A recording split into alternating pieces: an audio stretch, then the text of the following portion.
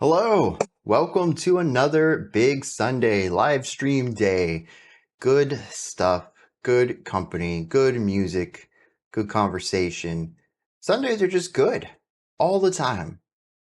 I'm excited for today, mostly because I don't recognize anything. I mean, we got Stereolab, we've heard them before. Bill Callahan, Eluveitie.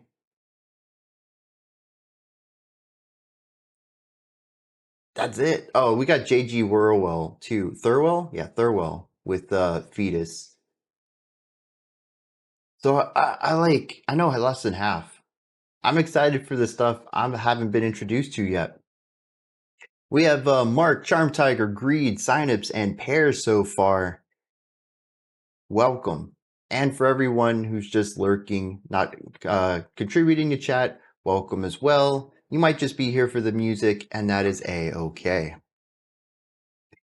We're going to get rolling on this, because I want to get to that Eluveitie song. We haven't checked them out in forever, and I remember enjoying them, so I'm pretty stoked to hear something else from it. I don't know why I never checked them out on my own. Yes, that is messed up everywhere that matters for the moment. But I did fix it for this. That's updated. That's not right though.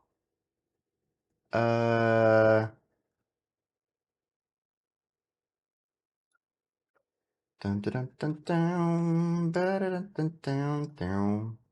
There we go. Still had that from last week when we had a third thing going on.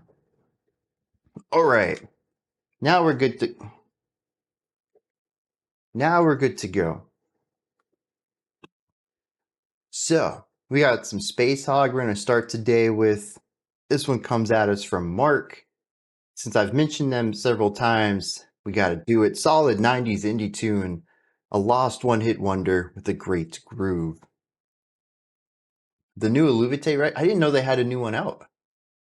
I kind of hope that this one is a bit more modern. The last one we checked out was 2020, I think, turn of the decade. So, hey, peace, glad to have you. Outer Circles here, very cool. Let's dive into this. SpaceHog, In the Meantime.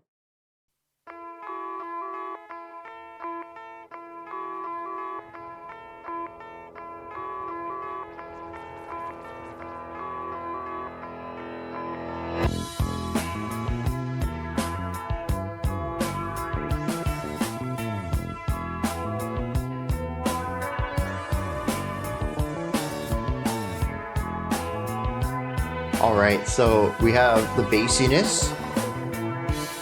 We have the very spacey synth sounds.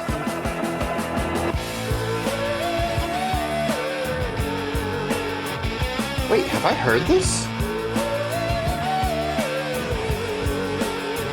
Hey, Arkonji, glad you could make it.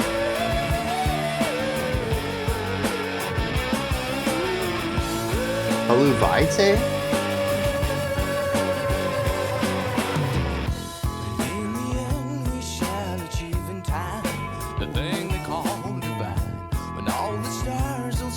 I recognize his voice though, that's for sure. Also, I've never seen someone sing with a shotgun mic.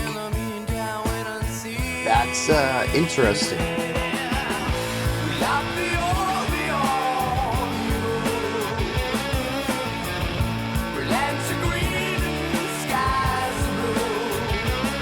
I've never heard this song with this level of fidelity though. There's a lot of neat textures in the backgrounds.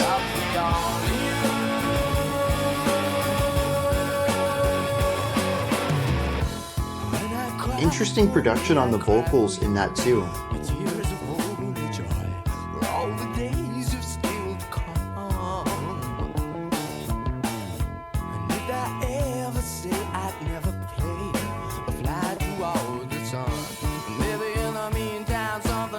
Hey, No Man is an Island. Glad to have you.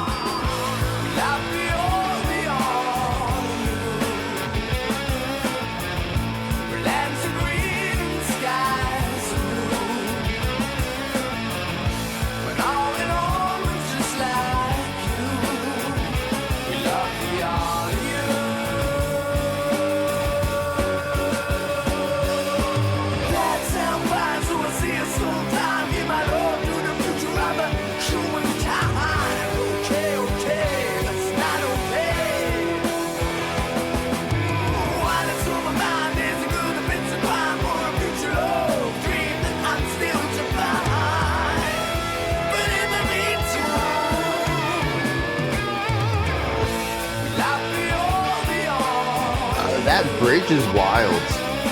That just gave away. You said it was on an advert in the UK.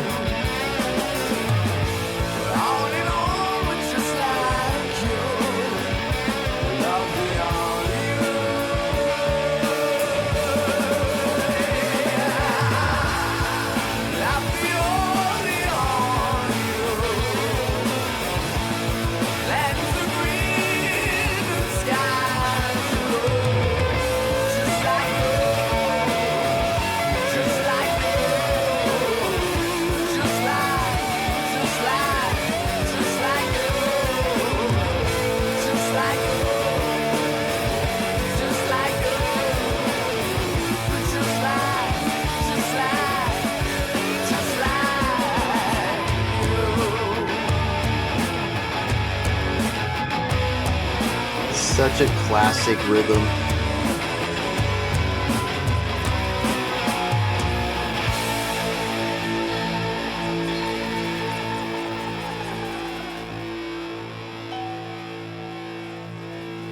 Kind of cracks me up. Have a nice 3-minute song.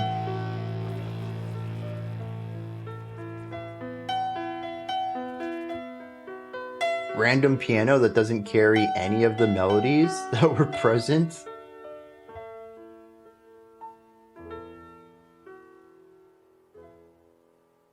Huh. Yeah,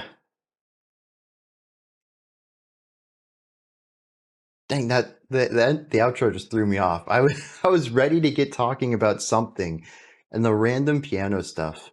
Yeah.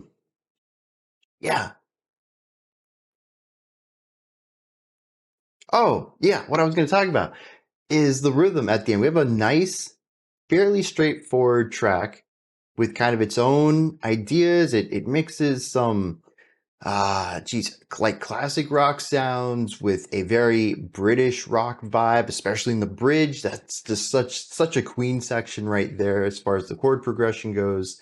Got a bit of a 90s alternative rock. It definitely feels of its time. And then out of nowhere, the outro of the song tosses in a stomp stomp clap rhythm on the drums. Man, that kind of cracked me up. But yeah, I agree with Charm Tiger. This is a good, catchy track. Solid bass work in the verses. Catchy melody in the chorus. I mean, the chorus is what really caught my attention on it. The verse a little bit, but once we got to the chorus, I was like, oh wait, no, dude, I've heard this for sure. Sorry it wasn't black metal. But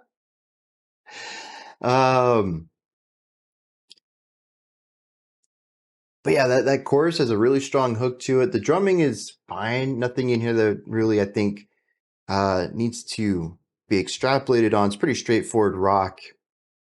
I do like the synth though. It's an interesting texture to add with the semi-grungy alt rock stuff that we have throughout the verse, and it sits as a nice texture outside of the chorus too. It's an interesting choice though. I don't know that it necessarily complements everything, but it is unique. I can't say that I've heard those spacey synth vibes with a very 90s rock sound before. The bridge though, like I said, totally shifted gears and brought in a very Queen, a very British rock sound as far as chord progression goes. So yeah, I don't know that there's a lot to dive into on this, but it is very catchy, very palatable, nice, solid, popish alternative rock. Very much of the 90s, though. It sounds of its time. And I think it's interesting that Mark had brought it in, introducing it as, oh, they didn't. Just called it a lost one-hit wonder. For some reason, I thought they had mentioned that it was a forgotten song of the era, which I guess Lost kind of covers that. Maybe that's where I picked that out. But yeah, dude, one of the things you just kind of forget. And then one day you hear it and you're like, whoa, dude, I remember this song. But yeah, totally. Just lost to time. All right. Next up, we got some Bill Callahan with the title Jim Cain. if you don't know who Bill Callahan is, it's very easy to get these two mixed up because they're just two people's names. Feeling for you, and you were feeling for me in the album review yesterday. It was a good album, but not for me. Yeah, it was okay. It could have been a lot worse, but I was certainly not the audience of it. For those who don't know, we checked out some black metal yesterday, a full album of it. Had some interesting ideas in it. Kind of bringing in some heavy metal and some hard rock and even some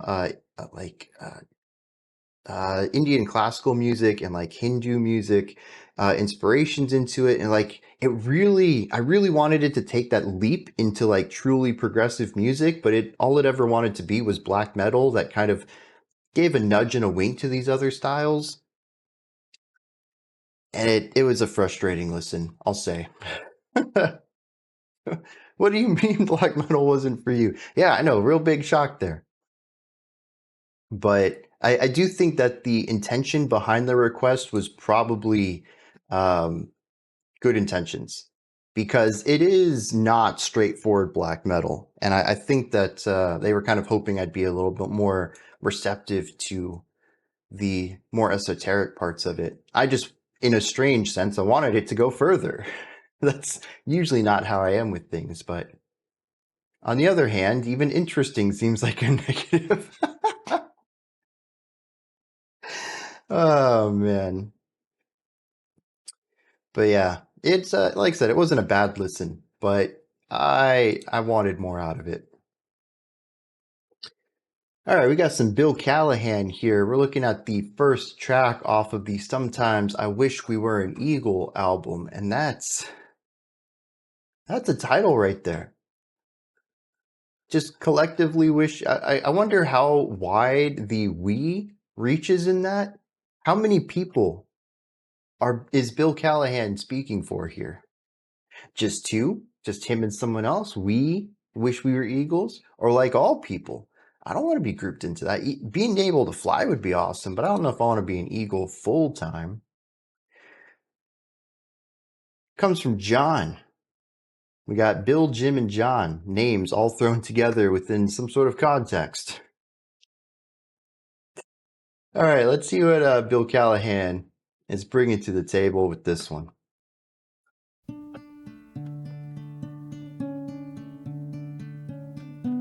Bill, Jim, and John are the we. Oh, there's not even an eagle on the album art, though. Come on, Bill. The album should have been called I Wish We Were Stallions. Hey, Tedesco, glad you could make it. He's wishing. Maybe the horses wish they were eagles. Maybe that's what the album's on about. I started out in search of ordinary things. I don't recognize this. How much of a tree bends in the wind? Is this something that you listened to in the past, Mark, or just like a memory of like hearing it without knowing the end? I don't know, in a specific place?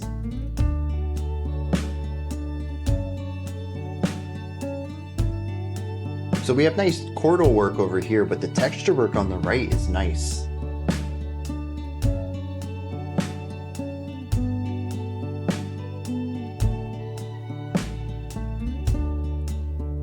I used to be darker.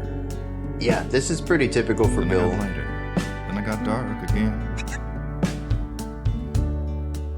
And something too big to be seen was passing over and over me.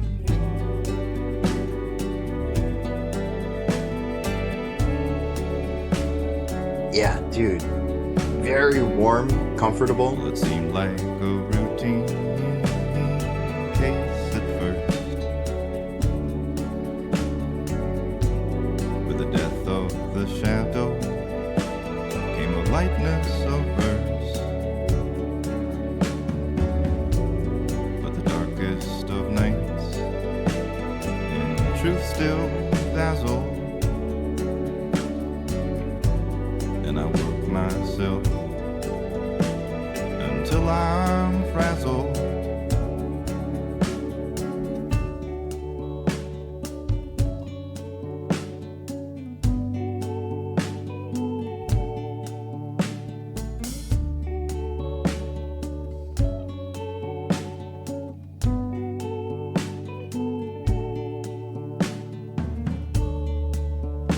up in search of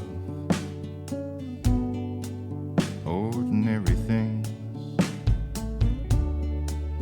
Like how can a wave possibly be? I started running, and the concrete turned to sand. Ooh.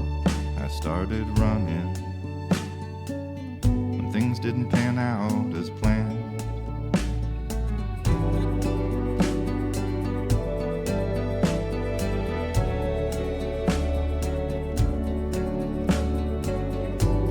In case things go poorly, then I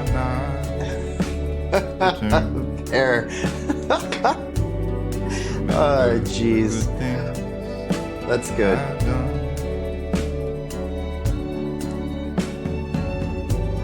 In case things go poorly, and I not return.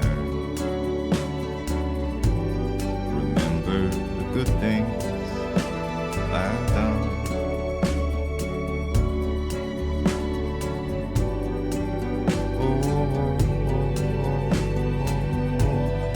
Very subtle vocal work. Digging that.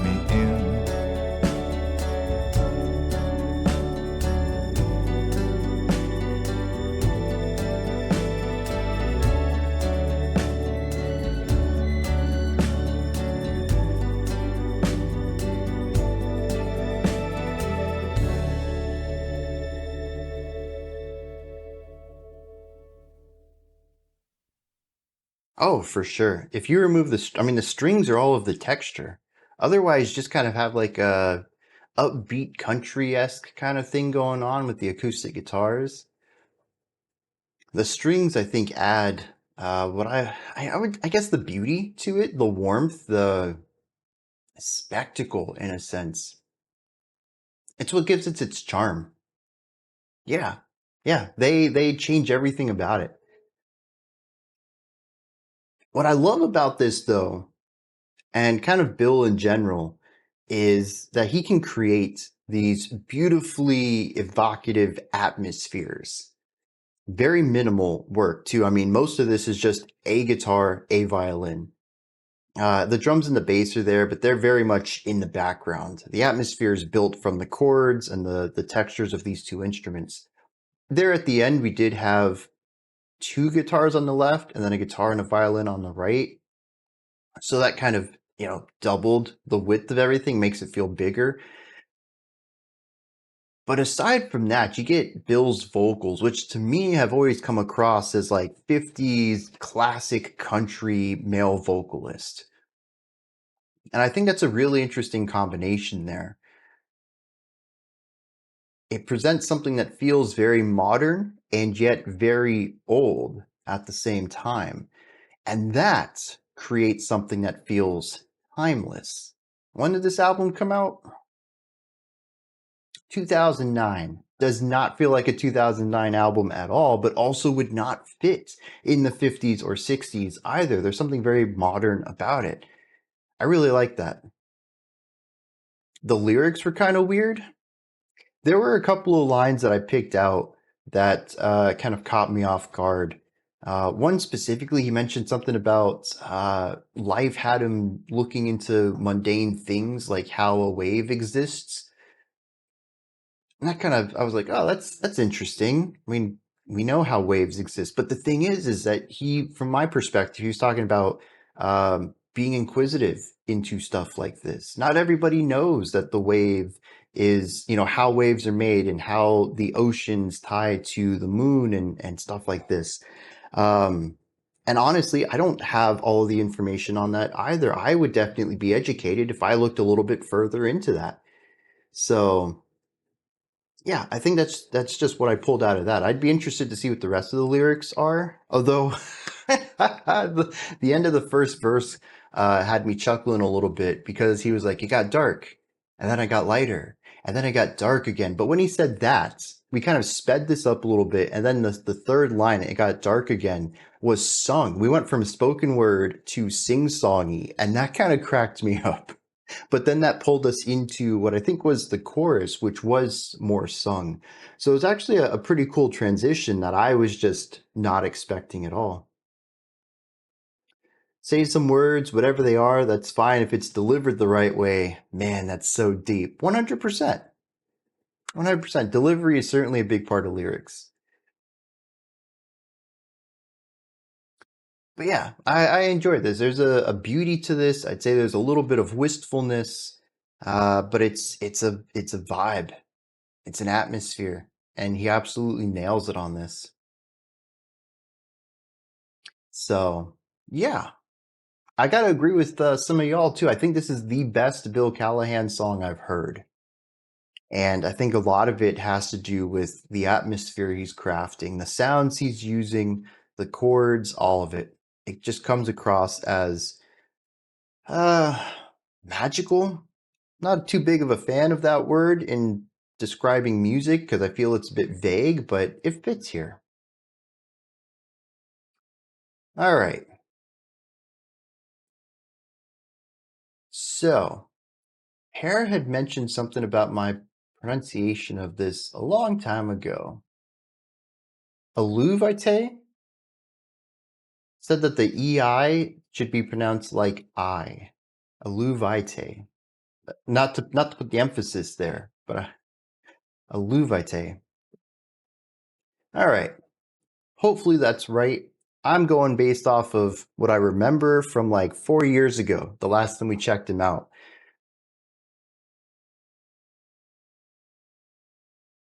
Eluveitie? I'm not thinking about. I'm not thinking that's accurate. There is definitely a. Oh, we have a thing. Can I can't click on it there. Where can I click on this? Oh, right there. All right.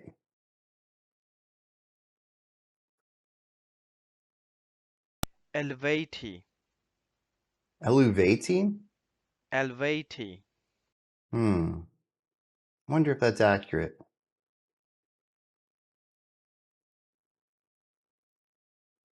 Eluveitie?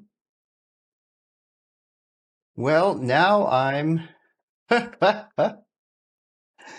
now I'm intrigued. I could have sworn back when we first checked him out, I went and listened to, you know what I'm going to do after this video or after this stream, unless we have time during the stream, I'm going to go find a video of an interview with someone from the band saying their name.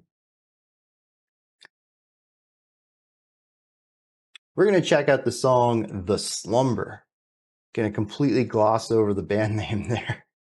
This one comes from No Man is an Island without any context. We're just going to dive straight into this, see what's going on.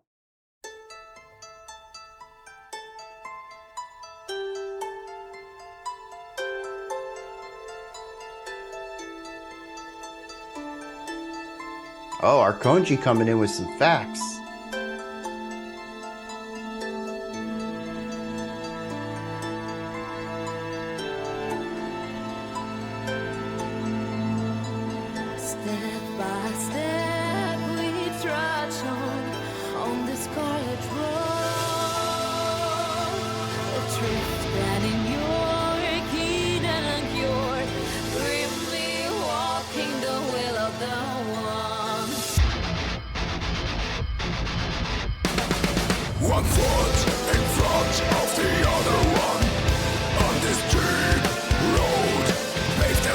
Oh, this is the same album as Rebirth, which was the first song I think we checked out from them.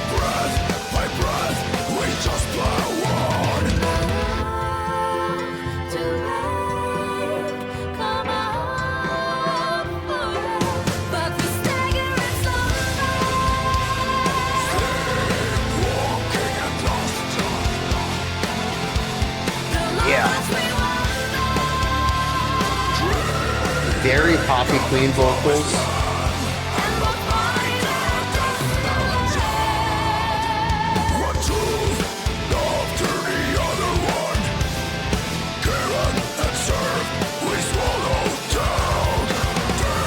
So we've heard violin, guitars, bass, drums, clean, harsh vocals, and the hurdy-gurdy is over here.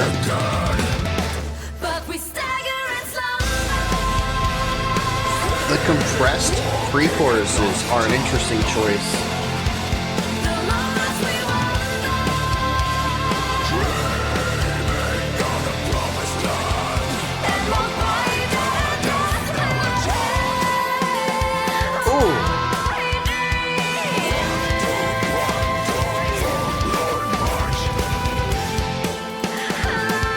Oh, we have some sort of flute?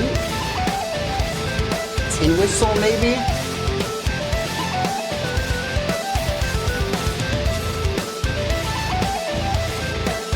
Very folk metal, though.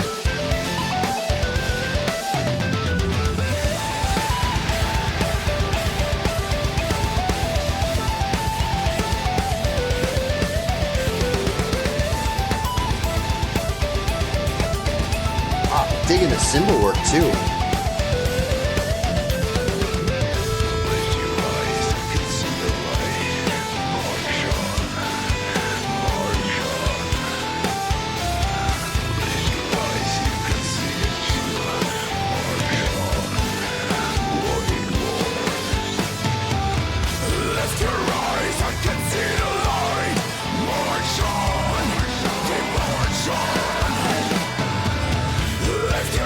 Is that a layered harsh?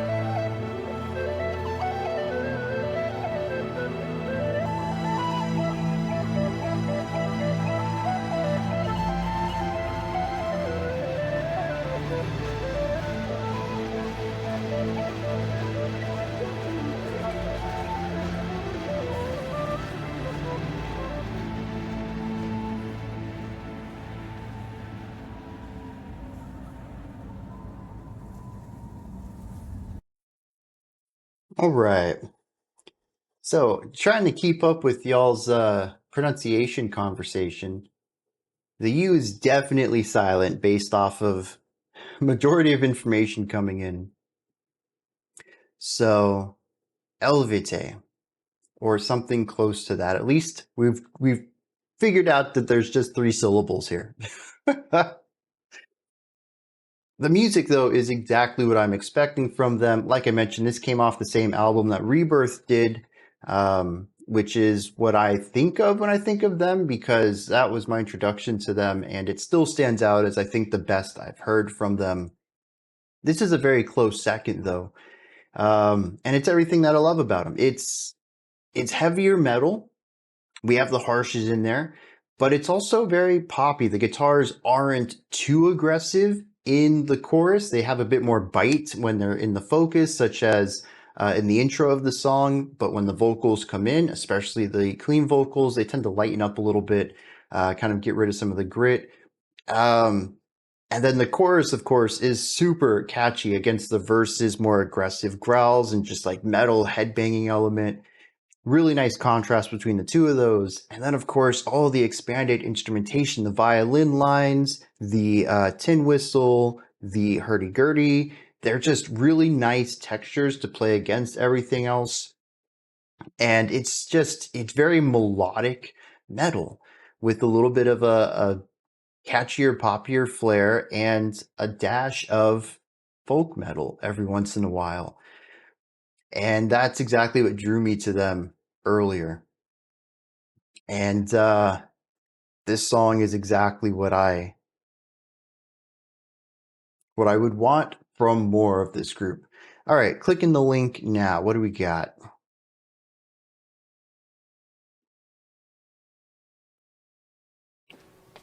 Eluveitie stuff. Eluveitie. Eluveitie stuff. All right. There we go. Eluveitie. I will probably forget that by the next time we check them out, but hopefully it won't be during a live stream, and I will have a link I can look at. You like when they go this much folk? Yeah. Now, what's interesting though is I saw when we checked Rebirth out 4 or 5 years ago, I went and looked into their discography and I saw it was rather large and there were a lot of personnel changes, particularly with the vocalist across many of them. Seemed to be a bit of shifting of sounds across their discography. Some were heavier, some were lighter, some really leaned into the folk element. I didn't know where to start, so I never did.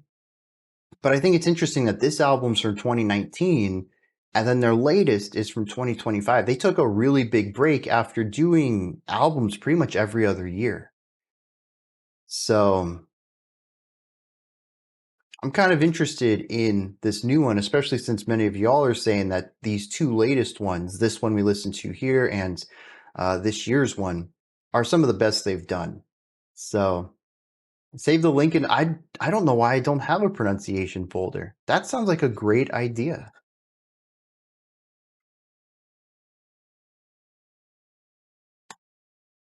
All right, done.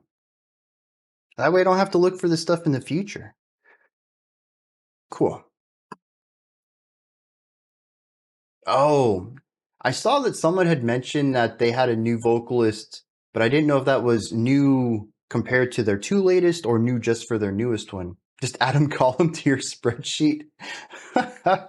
You know, that's not a bad idea either.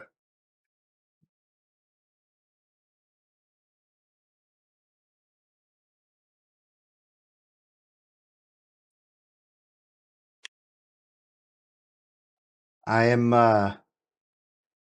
working on building a really big spreadsheet with all the information on it, and it's going to go into a real website, not a Google spreadsheet. It's going to take a while then. My pronunciation will be Excel. That is on the docket though. I just hate building websites. I'm going to have to end up paying someone to do this to make it look nice. I took HTML. I can do HTML. I hate front end work of anything. I'm not artsy. I can't make things look good. I can just make things very functional, which is why I probably am drawn to spreadsheets in the beginning. AI, I'm not going to go the way of AI. Even if it ends up looking great, I will feel really bad about doing it. I'd rather pay someone to build the website. Add a column with phonetic pronunciation. That would be interesting. I don't know how to type things out phonetically though. So I'd have to find sources with that typed out already. But that could be a really cool thing too. Their harsh vocalist is the only consistent member? Okay. I have a question. The use now see that actually might be a good use of AI. I'm not totally against using AI, but I am pretty much across the board against using it for artistic means. So but that's one of those cases where like, yeah, that's actually a really good use for it. AI is a tool, not a worker, precisely. I have a question though. You had mentioned that the female vocalist is different on their latest. Does she also do harshes like the one who was on this 2019 album?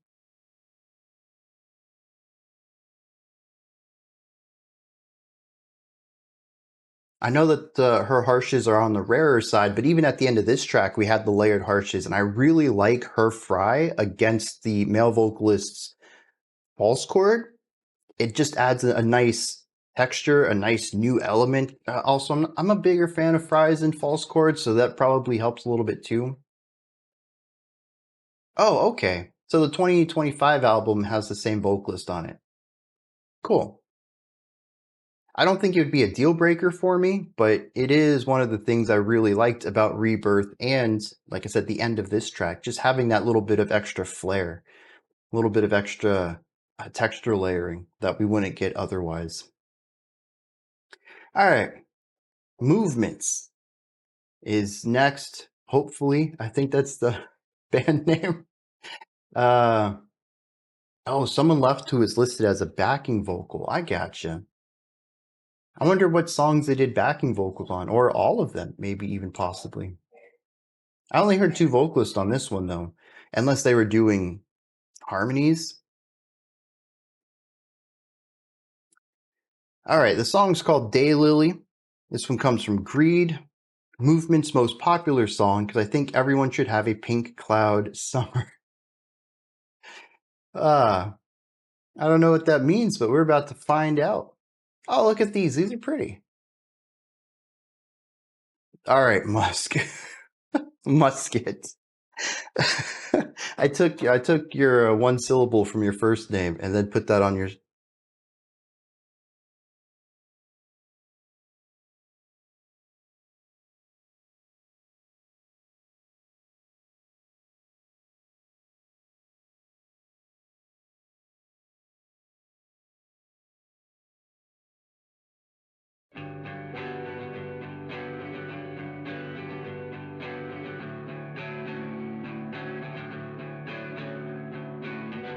Outside for the first time in a long time.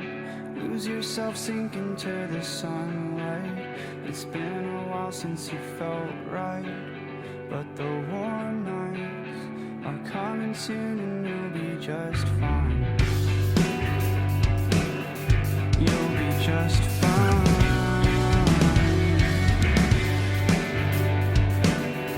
You'll be just fine. Outside for the first time in a long time. You said you can't remember what it's like to feel more than cold on the inside. But the sunrise will come again and you'll be just fine. You'll be just fine.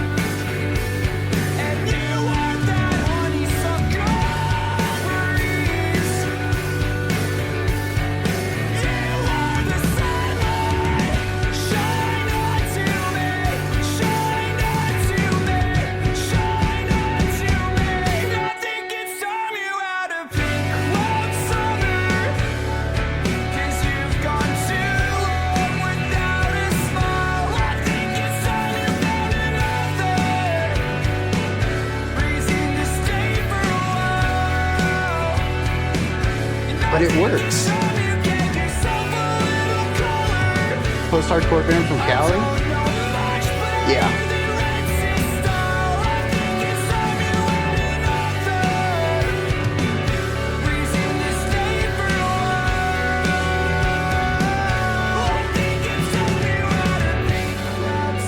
rather indicative of their sound, or is this a lighter track on an album?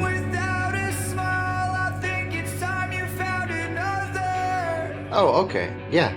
Cool.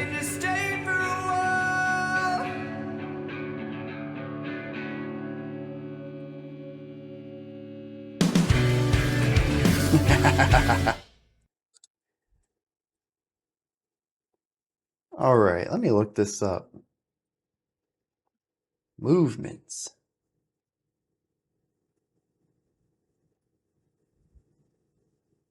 Their latest album was 2023.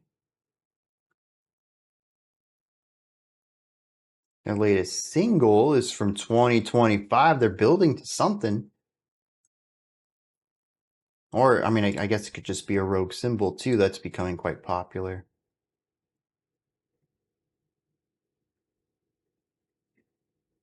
Wait, did this come off of their debut? It did come off. 2017, their first album. Yeah, I'm sold on this sound though. Post-hardcore wannabes. I really like this though. The vocalist absolutely hits all my switches for vocal sounds.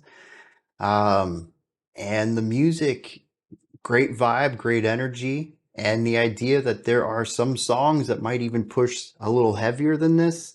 Because, I mean, like I said, the vocalist is 100% there. He would fit into, I think he even fit into some hardcore bands. He's got the energy. He's got that shout, that yell. It was so bizarre though, hearing that build up and then not getting a big bassy heavy drop out of it on that first chorus. But the second time it came around, it worked. The second verse being a bit shouty and yellier than the others, I was kind of cool with that too. It's like once you get acclimated to this sound that they're building, it's wonderful. It's aggressively positive. And I love that. There's something very warm and chill and comforting in this, but he's shouting at you to be comfortable and chill. Felt a bit out of place though, the typical post-hardcore yells, but it kind of works. Yeah, see? It's like, it is kind of weird, but I don't know. I grew to it really quickly. So I'm on board. I can't believe I haven't heard of them. Yeah, I mean, there's so much music out there, but this is right up my alley. I will definitely be looking more into that.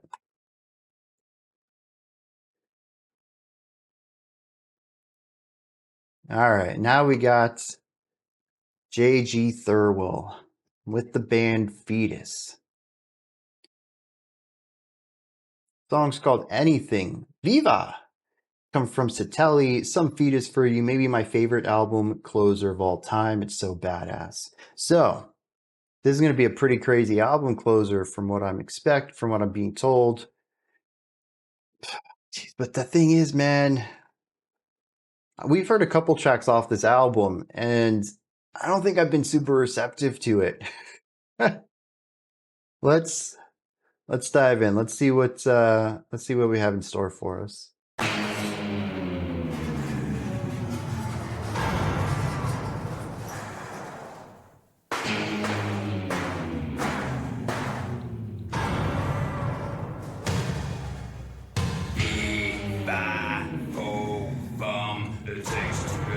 It takes one to come. Some things are better left unsaid. Like a pound of protection beats an ounce of lead. There must be some kind of romance in being dumb. Find a belt full of bullets, fill your head full of dread. Float like a butterfly, sting like a mandarin. I'm just picturing a metal version of Spice Girls based off of Ludu's comment there. I kind of want to hear that now.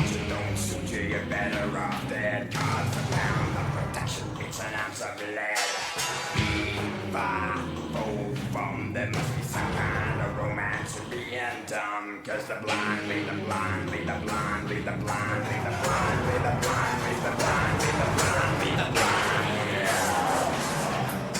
And every man for himself.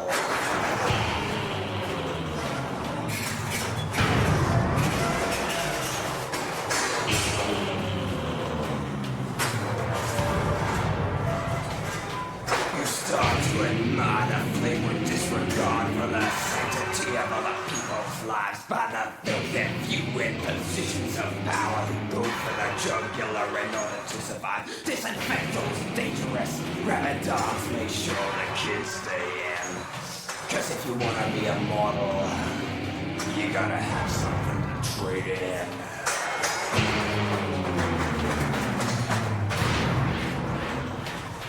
Tobacco chomping soldier of misfortune and battle they call life with the warm soft breeze of Santa Ana whistling around their wheel drive boys. I'm the cockroach in your tinsel town. Why you mercy, I am the Lord. When the time runs out, when the money runs out, I can do any goddamn thing I want. Get out of my sight. Get out of my way. Get out of my way! Get out of my way!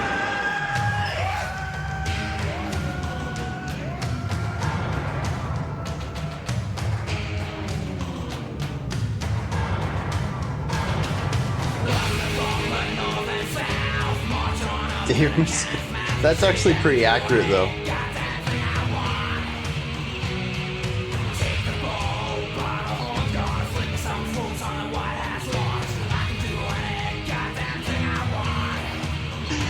Dude, I could kind of hear the rock around the clock thing.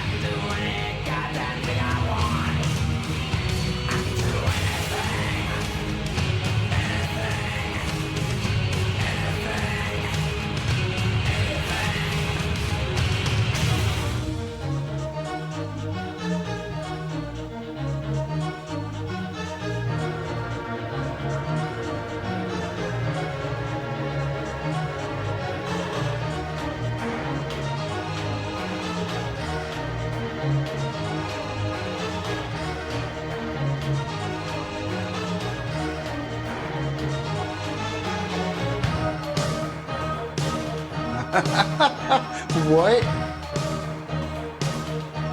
Is this Eluveitie? Oh, jeez.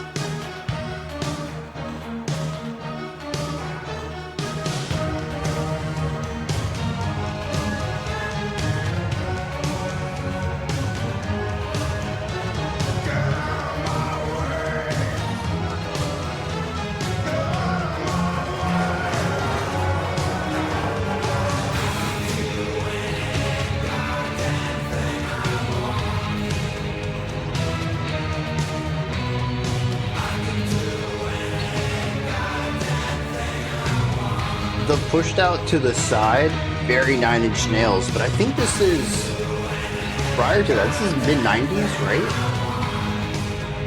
I don't know. 85. Yeah.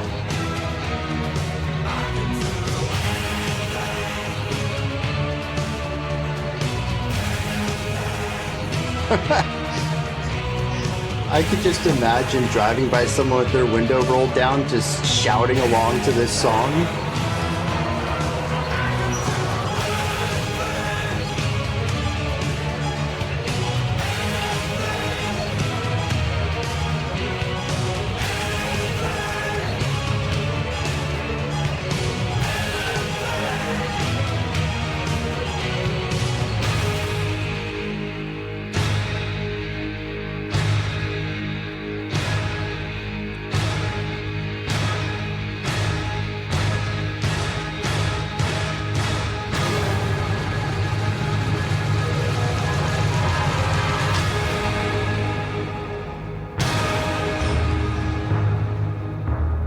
Tiffany's.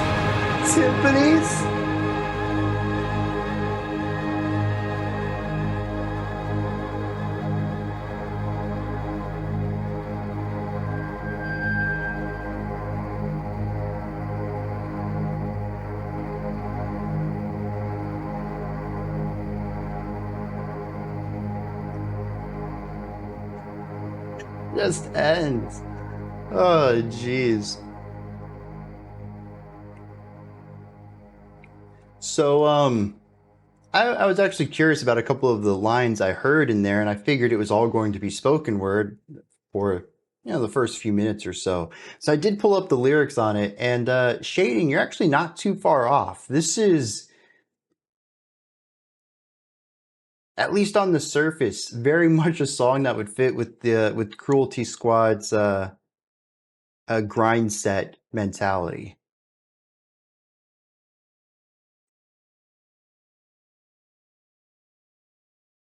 But I think there's something deeper here. I don't have time to get into it. Talking about the music, though, it's a slow burn, but it ends up working. It's not my cup of tea. I don't know that I would go specifically out of my way to listen to this.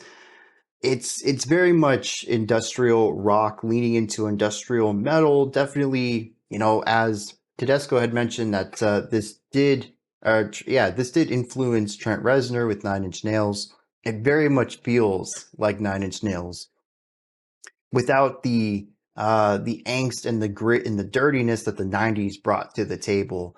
I think that this was pretty filthy for the 80s, though. But I'm already not too big of a fan of Nine Inch Nails. I enjoy them as artists, but it's not music I will ever put on, I don't think, just to listen to. And that's where this sits, too. There's a lot of artistry going on here with the presentation of the music, the sounds that they're using, the delivery, which between the vocals and the sound ends up feeling very storyteller-esque. You can feel the growth through the song, each layer adding up, becoming something else. There are a couple of weird 90-degree turns that take us into wildly different territory. Those felt a bit abrupt and had a tough time figuring out what they were supposed to represent. That string hocket rhythmic thing in the middle, that was one of those weird decisions. But for the most part, there's a general progression throughout all of this that you can just feel the intensity rising and this person's mantra just becoming more and more ingrained in it. Blinders on, just focused on this one thing. Yeah, there's some rhythmic elements in here, particularly even during that strange hocketed section. That's definitely Stuart Copeland's style of percussive melodic writing, or rhythmic melodic writing. Amazing, like a B-grade sci-fi movie. I can get behind that description too. I think that's rather accurate.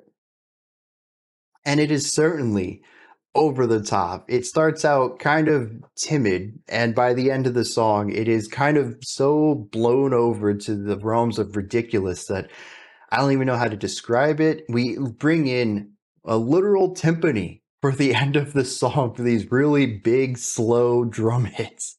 And we only get like 5 or 6 timpani hits, and then the longest drone. It is, I think, ridiculous is a good way to describe the final minute and a half of it. Musical version of the film Basket Case or Bad Taste. I don't know either of those films. Huh. Are they worth watching or just good parallel? Good. Okay, I guess I'll leave it that way. The guy behind Foetus, in recent years, he's done a lot of soundtrack work for TV shows on Adult Swim and such, and has been forwarding several big band side projects, so he's definitely an avid composer. See, I know him from his work on the Venture Brothers soundtrack. It always surprises me, and I think I even mentioned this the first time we had Foetus on the channel, that this is what he was doing prior to what I know him for, which is more traditional composition. So that's always something that surprises me. For something like this, it needs to go heavier, like KMFDM.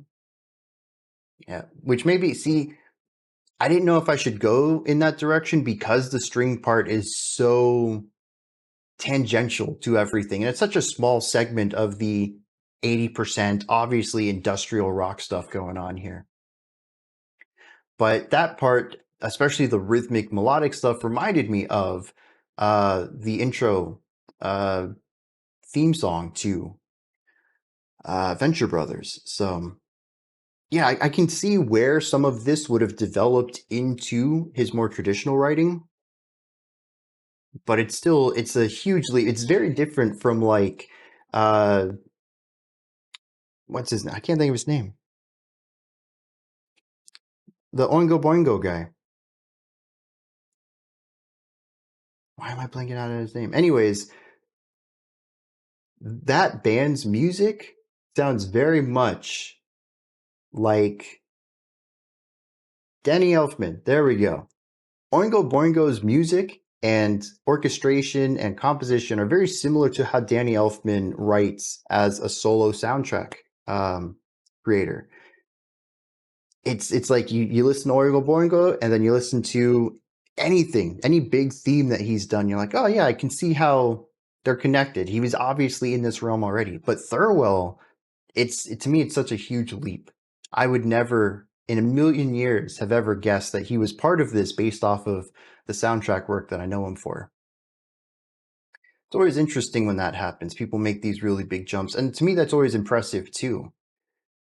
To go, I mean, maybe it's not even outside of your comfort zone, but just outside of what you're known for and then excel in those areas too. And just, to me, it showcases a very strong understanding of a vast variety of music and musical stylings. And that's always going to be impressive to me from a composer standpoint. Next up, we have the group Oct. That's such a fun word. It's something I would never write out, but I probably say a lot in my vocabulary, speech vocabulary.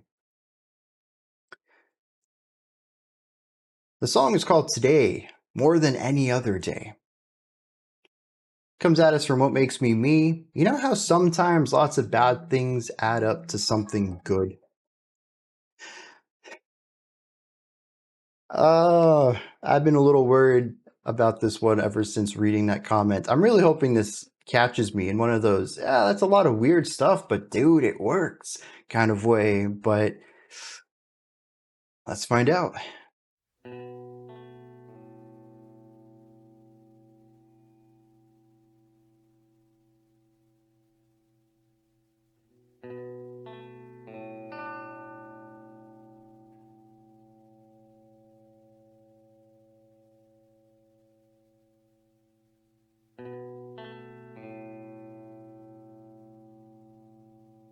Oh, good call, Shading. If either of those movies that Mark brought up are bad in a The Room kind of way, I might end up watching them.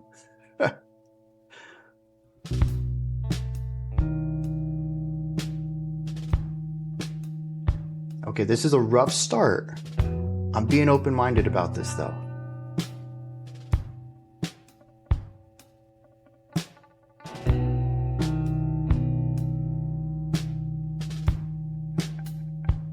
There's almost an intentionality to rhythmic obtuseness.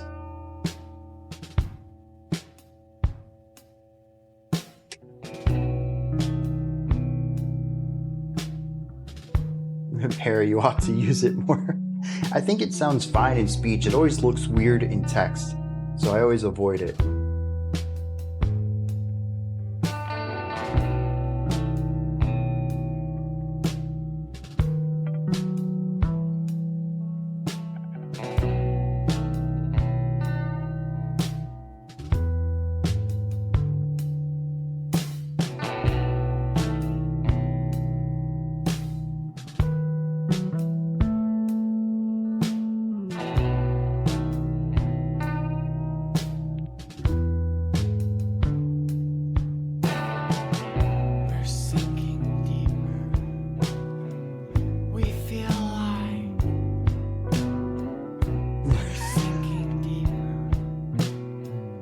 I'm never going to be able to escape that word. We're sinking deeper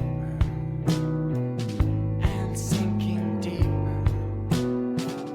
and sinking deeper and sinking deeper and sinking deeper and sinking deeper and sinking deeper and sinking deeper and sinking deeper and sinking deeper.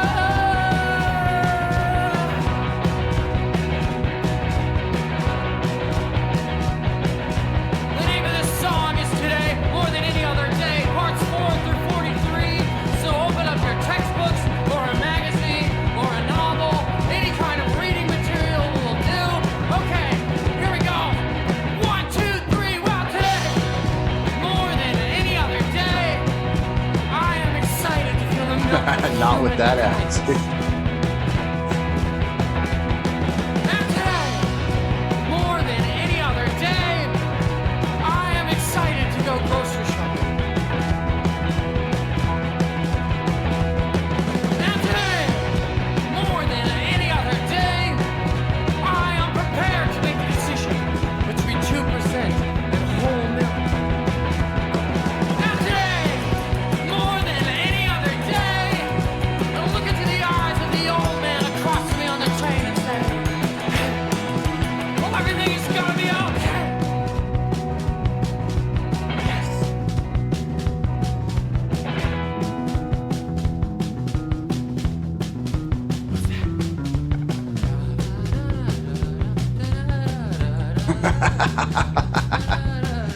I like the energy of this group.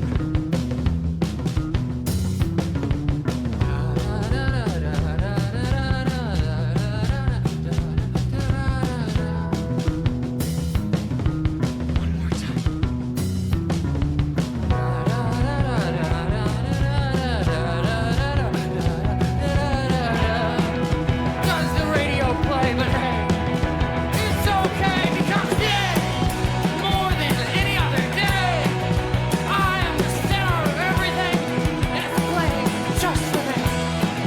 And everything is gonna be okay together today, together today, together, okay, together we're all.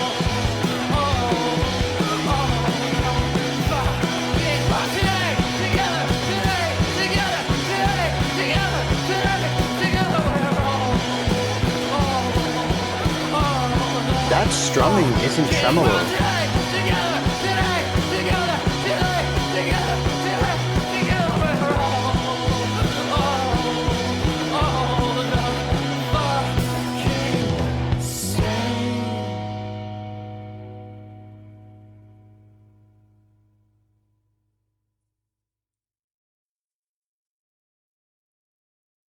That was wild. I'm not a super big fan of the very lengthy, rhythmically obtuse opening. I was really waiting for things to come together and work, and they kind of didn't. They just sped up until we reached something new that did work in a more traditional way, just at a vastly faster speed. In fact, I think that is one of the biggest gaps in an accelerando I think I've ever heard. I had to cut my head bobbing in half twice because otherwise I would have launched my head clean off from headbanging so quickly. That's a really wild jump over a vast amount of time too, which definitely helps. But once we get into the punk section, it all kind of comes together. It's bright, it's hopeful. I think this is supposed to be in proper opposition to the lethargic elements in the beginning. The lyrics were that this person, more than any other day in their life, is ready to meet life head on. Even though most of what they're ready for is mundane, it's about, I think, pulling oneself out of a depression. And I think the music does a really great job of doing that sonically. There's also a lot of charisma coming from the vocalist. It's just a fantastic voice for this message. He does a great job at doing this. Even the simple things like humming that little thing, that little melody. And then under his breath, one more time. And then doing it one more time. Like it's the little things that I think elevate this to a fantastic performance. Even though musically, I don't think it's that impressive. The energy of it, the message of it, the performance of it absolutely elevate it.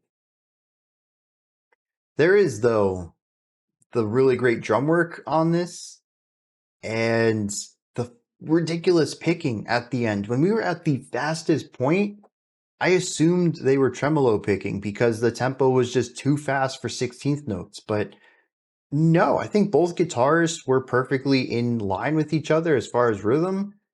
They were playing 16th notes at that ridiculous speed. I don't know, man. That was so impressive.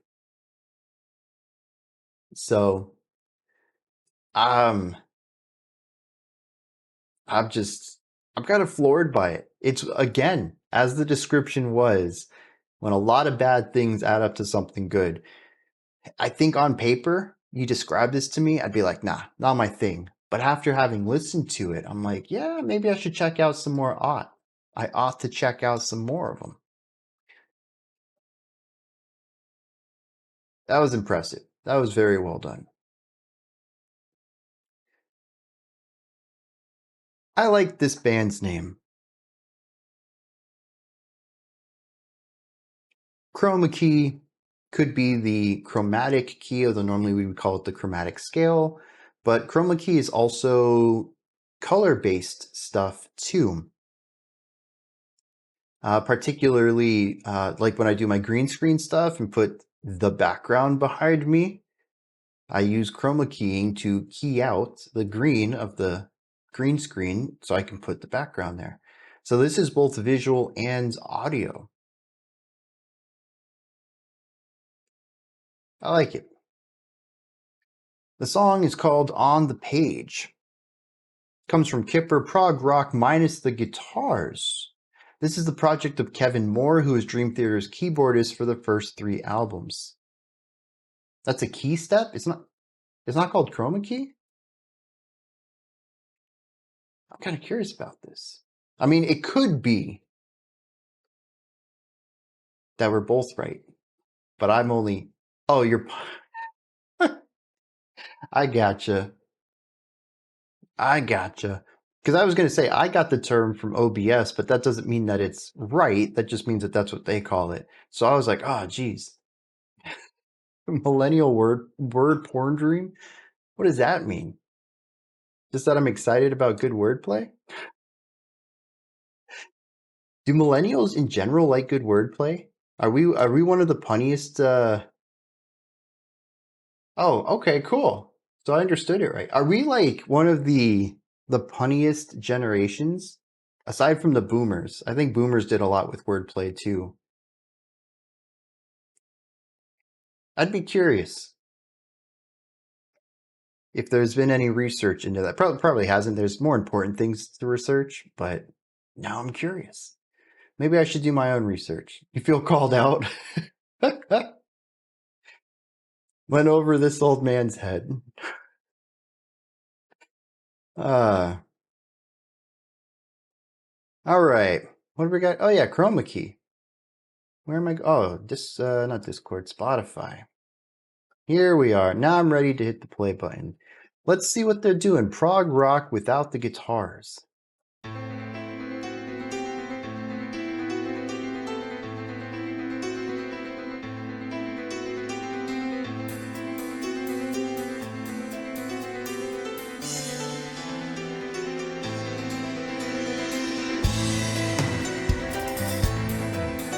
Ooh. The drummer trying to catch my attention already. ELP doesn't have guitars? I could have sworn that album we checked out, Out of the Blue, had guitars on it, but I might be wrong.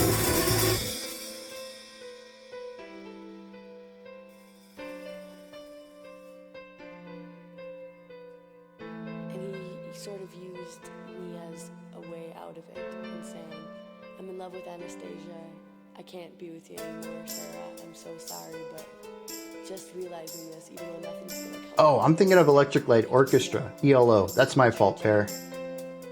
And of course we were on acid in a Hilton at a science fiction convention. Tell me something stupid. Auction off my diary. Life is getting esoteric. Let me in your movie. Each time I walk out the door, someone makes Definitely Dream Theater, though. Life is so much cleaner on the page. It's like the morning when I'm dreaming, and everything is so pristine. It's just a 7-hour movie. Interesting use of the the vocal jumps, shifting from chest to head I voice. want to be with Max. Whatever. Let me in my TV. Get this tape to Tori. Got to have a subplot when I sell them my life story. Maybe I should write it first.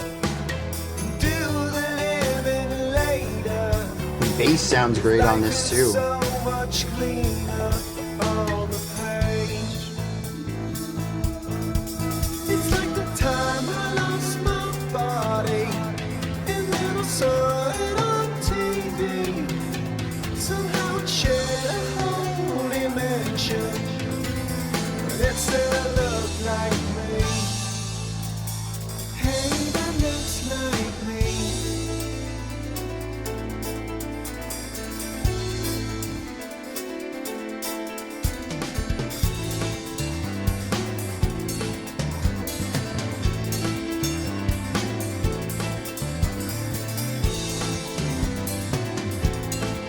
I almost forgot about the keyboard, the piano there in the middle. I'm entranced by the drum work. Someone improvises it. Life is so much cleaner on the page. Life is so much cleaner on the page.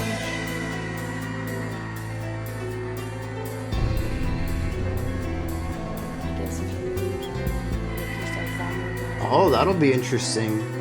and get to know people More keyboard focused rock. to use it and let it come back. Is Edibles winning? Had the life that you haven't lived, and there's no way to make up for time that's gone by. But you can take it and hold it. Oh, by a long shot. Yeah, dude, 64%.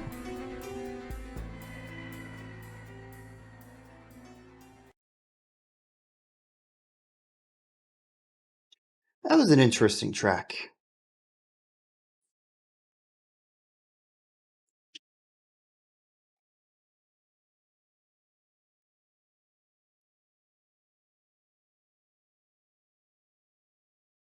Like I mentioned, the drums, the bass, they blew me away. I love the bass tone. I love the movement of the bass. The drummer is just consistently fantastic. Great textures, great melodic line work. It's just so many fantastic ideas coming out of the drums. The panning on the two sides too. I don't think that it was like production panning. I think it was just that different cymbals, different parts of the kit appear on different sides, different parts of the song. But the sonic movement, because of moving around the kit, hitting all sorts of different cymbals within a single groove, makes it feel like the drums are dancing around me. It was entrancing the entire time.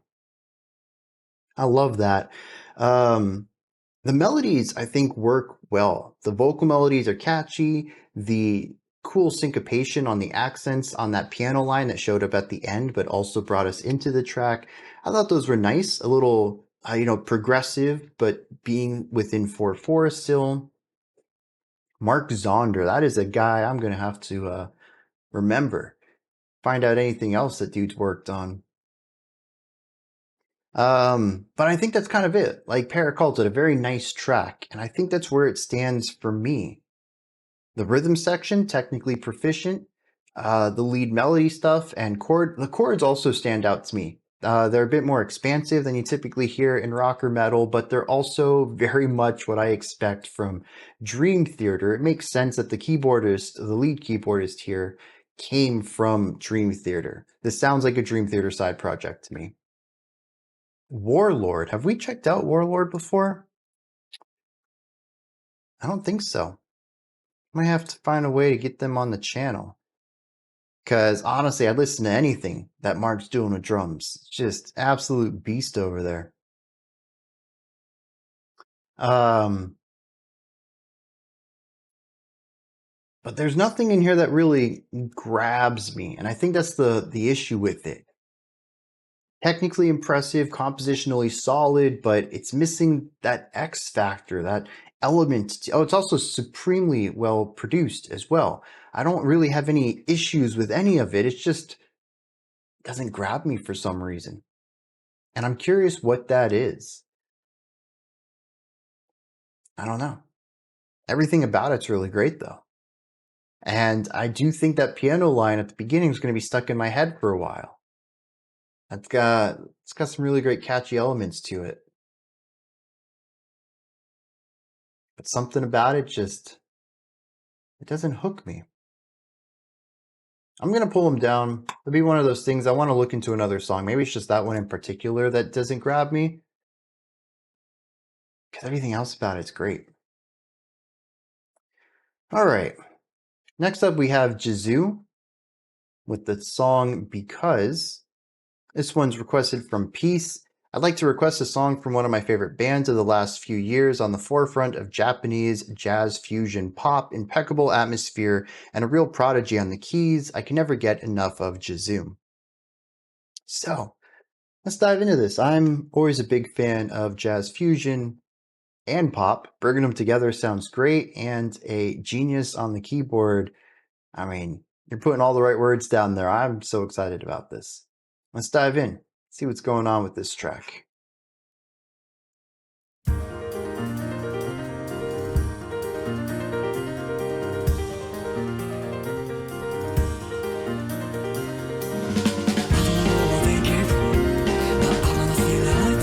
Solid 3/4 right here.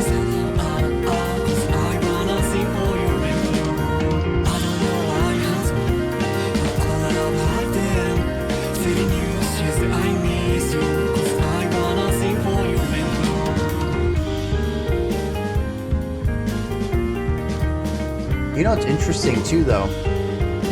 Harmonically, I think this is pulling a little from Midwest emo too. It reminds me of technical math rock, but on a piano instead of, you know, like 6-finger tapping on a guitar.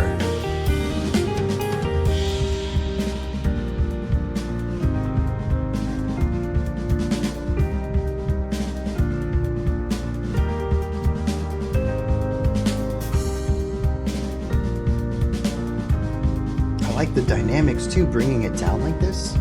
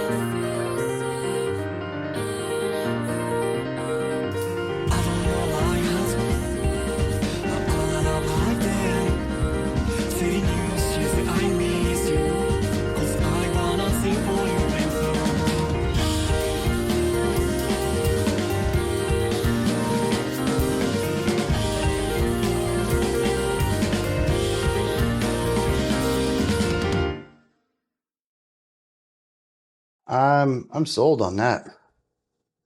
That is solid right there. It feels like a mix of indie rock and shoegaze and math rock, a dash of jazz, some nice poppiness thrown in there. It's just a warm, comfortable sound while being technically impressive on all 3, 4 instruments, drums, piano, bass, guitar. Yeah, it's just exceptional. And it captures a wide variety of feelings too. I mentioned that the beginning felt a bit Midwest emo. There was definitely a melancholy to it, but I mean, it picks up at times. It becomes very excited. Pear had mentioned celebratory. Yeah, towards the end, you can definitely feel that.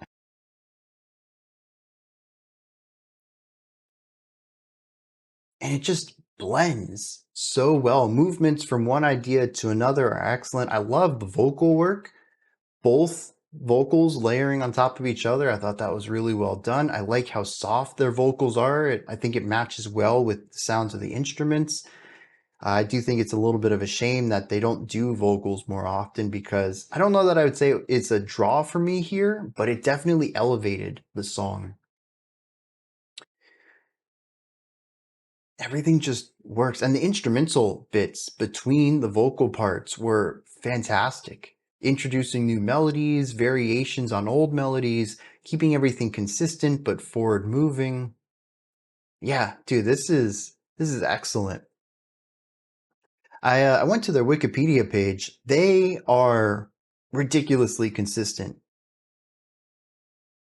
2010, 2012, 2013, 14, 16, 18, 19, 20, 21, 23.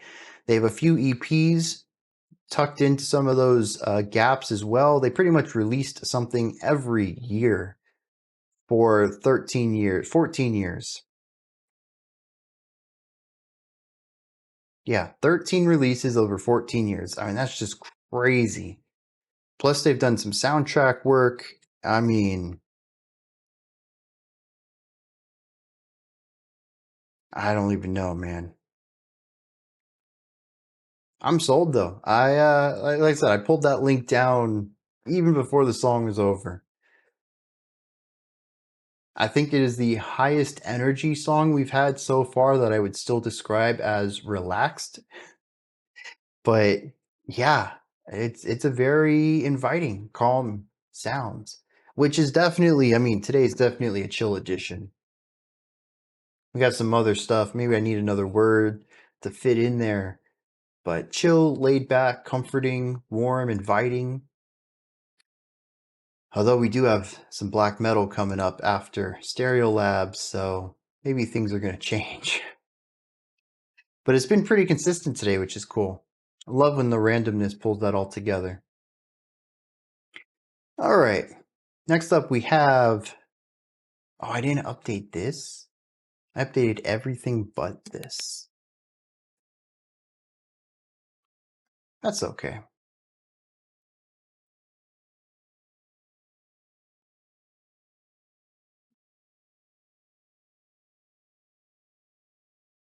All right. We have some Stereolab Transona 5. Oh, you know what I didn't update then? Black metal equals chill? Yeah, you need the wink after that. Oh, man. All right. This needs to get updated to have this on it.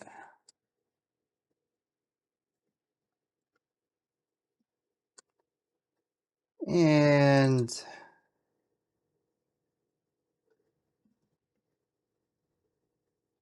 just 1 second. I'm almost finished up with this. We had a last minute schedule change and I fixed everything except this.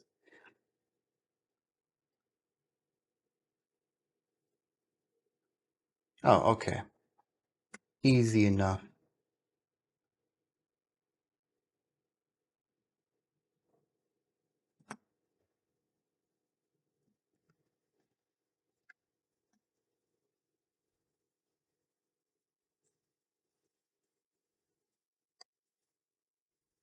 Although I am missing one thing here, aren't I? All right, we're gonna get this going since everything's good to go for now. Let's see, comment. I ask as if I didn't just put this in there. This comes from Mario with no comment. Let's kick this off. Some Stereolab. Oh, I do need to do a volume level check. I don't want to hear it yet.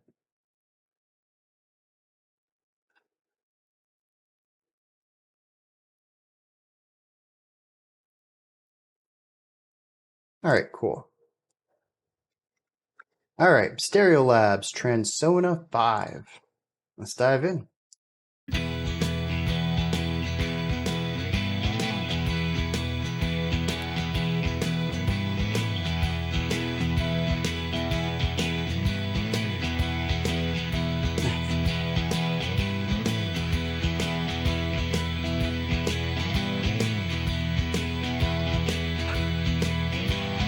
I'm not answering that. Golly.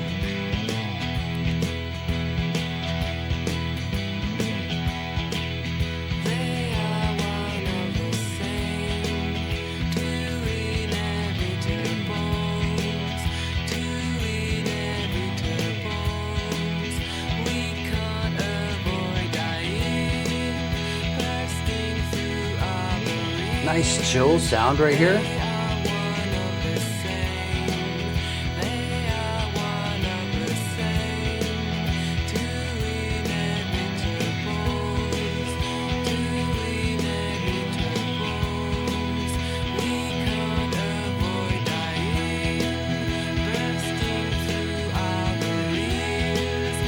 Yeah, none of this sounds familiar to me so far.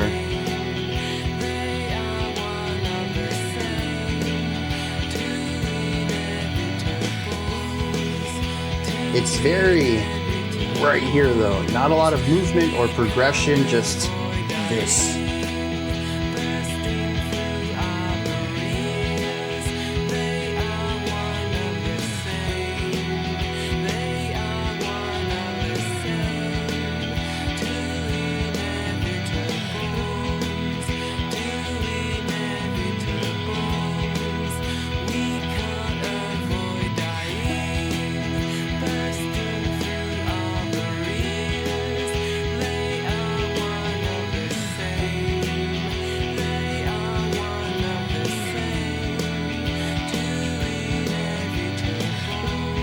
I think this is going to be a song about atmosphere and texture.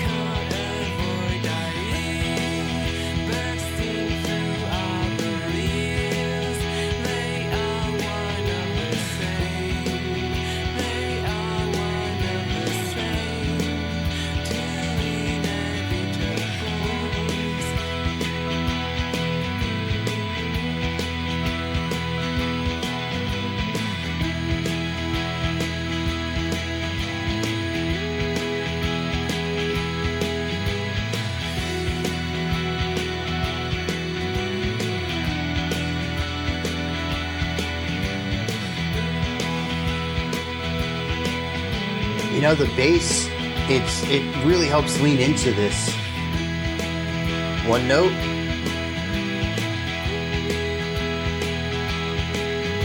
It just solidifies this rather static.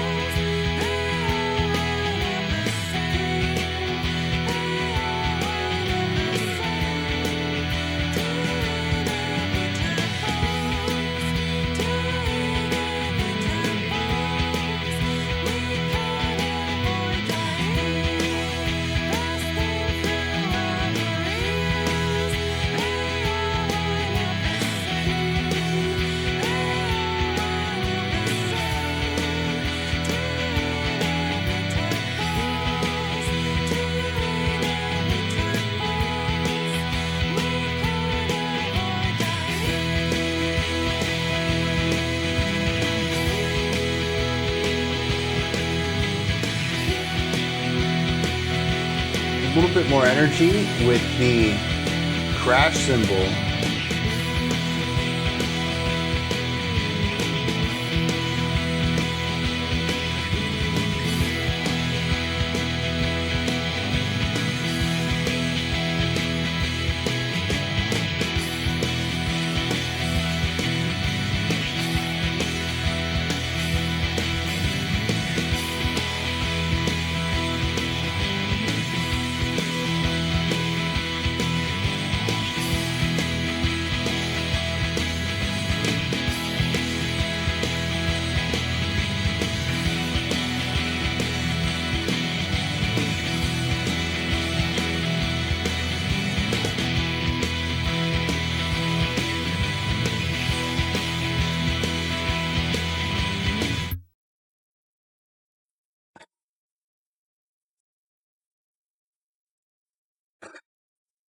What?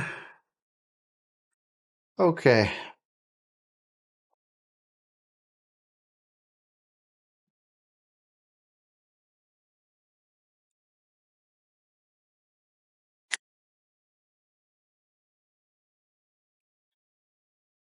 What do I say about this?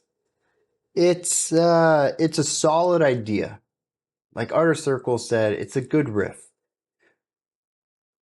I don't think it's strong enough for 5.5 minutes of time to be put on it. It crumbles under that weight. And not even a fade out? Yikes.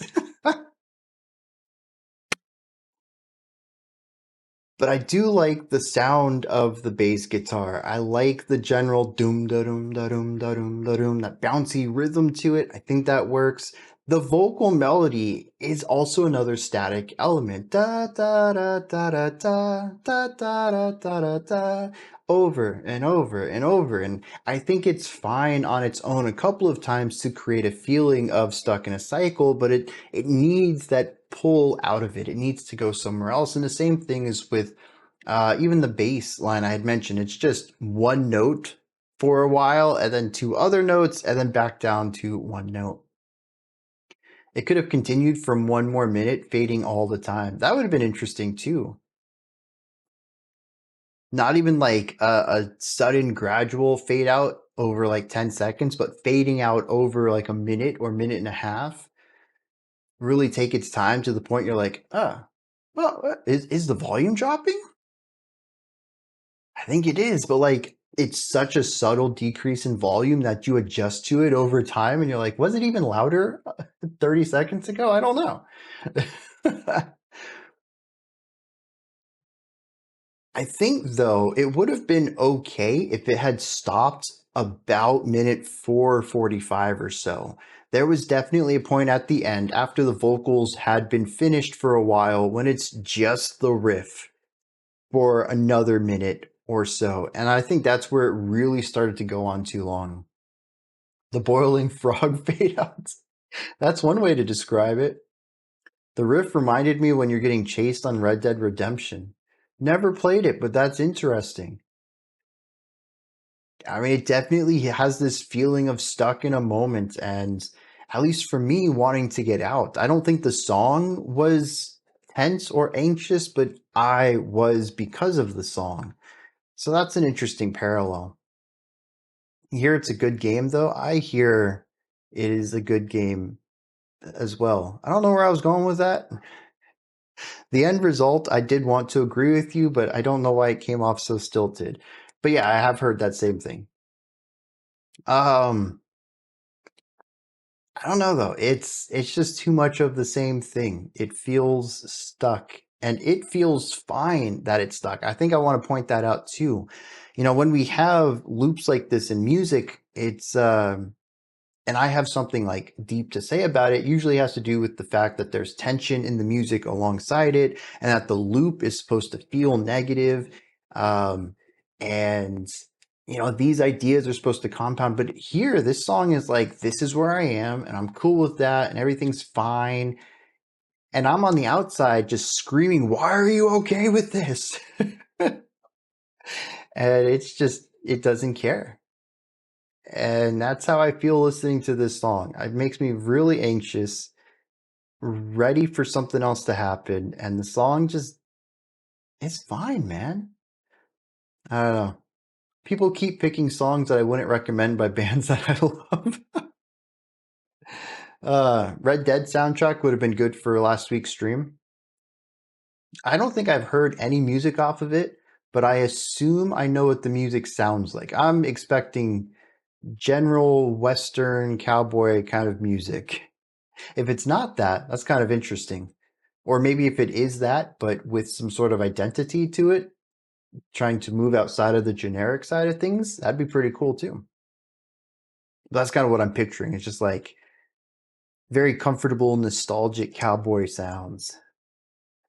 All right, we have Mortifera.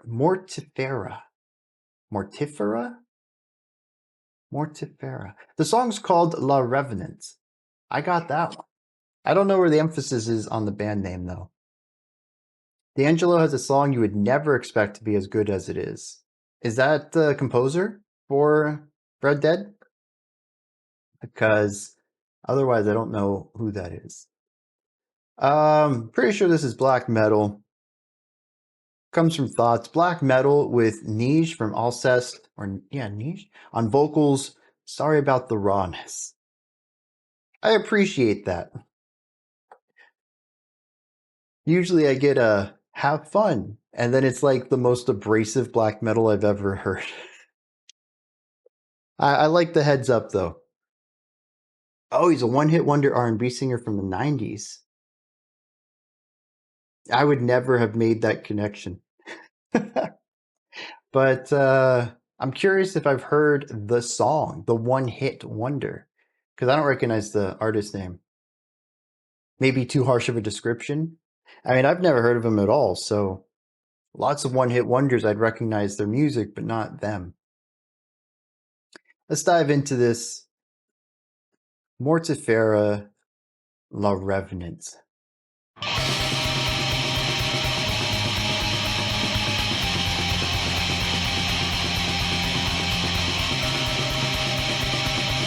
That's so close to being like a pure sine wave. Or no, what was the buzzsaw?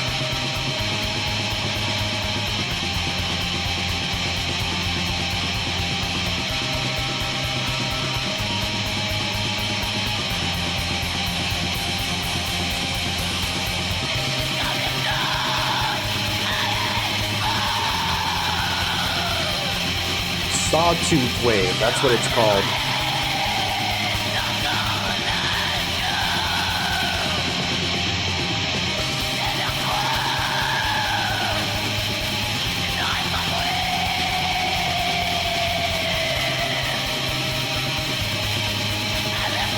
I can hear the bass though.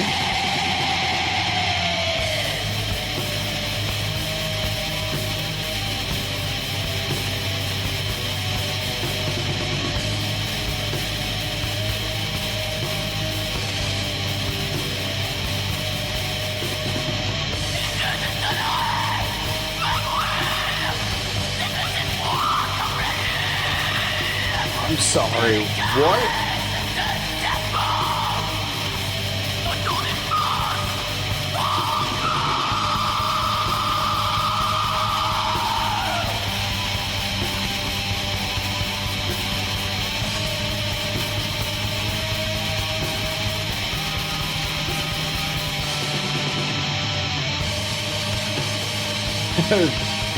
Paris at home right here.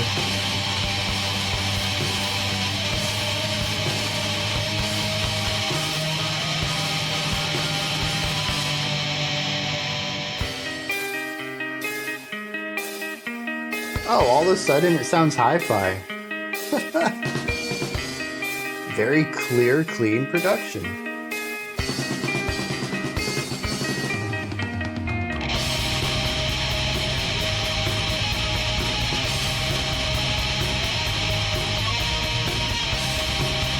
I will say though, the drums are pretty clear. They're not compressed or lo-fi at all. There's a lot of space between all five instruments.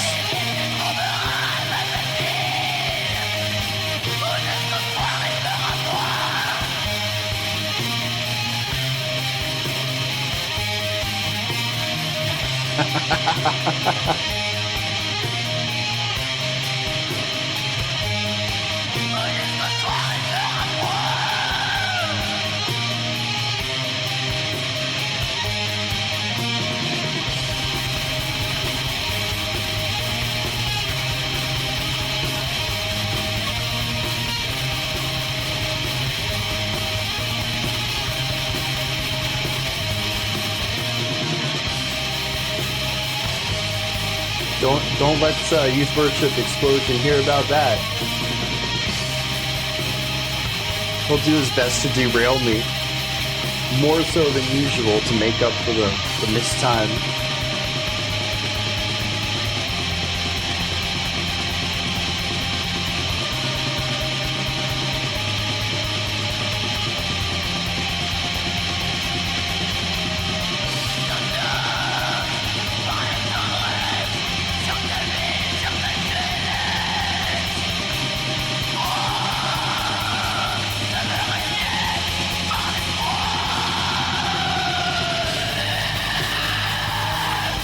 I do like the atmosphere here, though.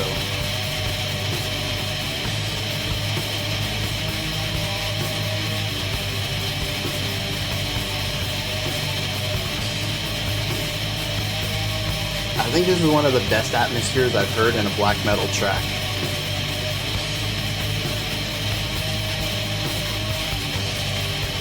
A tasteful amount of fuzz and distortion, and just a very melancholic feel in the chords, and you can hear the chords too, which I think is a big plus.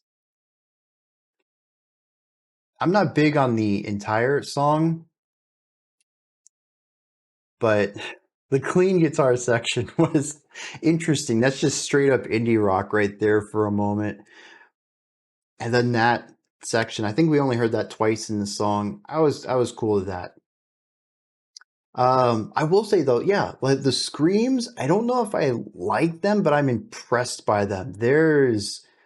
It's abrasive, sure, but unique. I don't know if it's safe either. One of those situations where my limited knowledge of harsh vocal safety doesn't cover this. I don't have knowledge of how he did that, how he even would have started to make that. I mean, it sounded like he was constricting the throat while he is producing the fry scream, which my gut says probably isn't a great thing to do. Just try to speak while breathing in and you're golden. That's inhale screaming though, isn't it? I don't think that was inhaling. You can make those noises while breathing in. Yeah, but he wasn't breathing in. He was getting those, I'm going to call them squeaks, while delivering. I mean, I guess not though. They did interrupt the scream. I don't know. I'm real curious if that's something that can safely be done consistently night after night or not. Shrieks. That might be a good way to put it too. Definitely moody though. Yeah, 100%. I think it captures a lot of a negative feeling, a very strong negative feeling well. Desperate might work for it. I actually didn't think that it was depressive black metal, like Arkonji mentioned, but the vocals are definitely DSBM, 100%.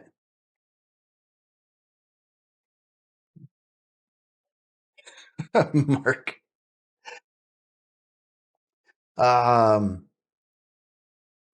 So yeah, I don't know. I think I'm more intrigued by it than anything else.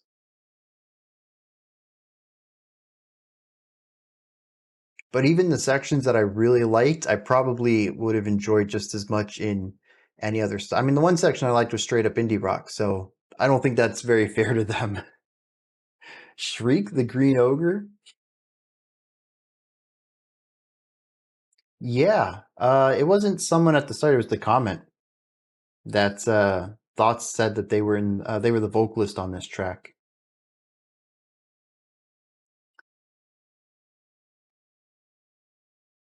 Mortifera.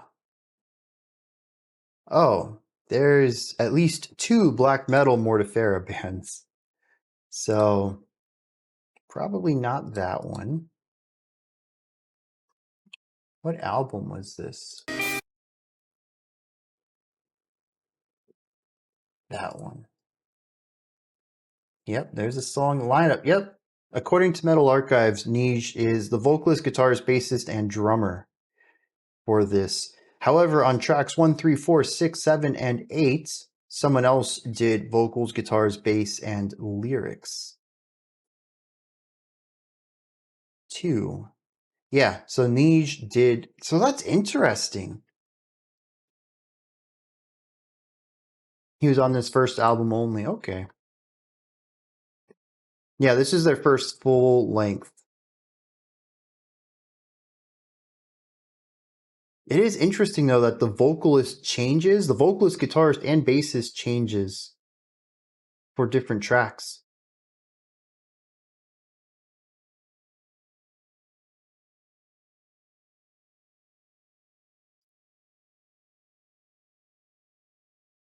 Yeah, if you go to members, and then you got to change from current lineup to past members, and it'll list them.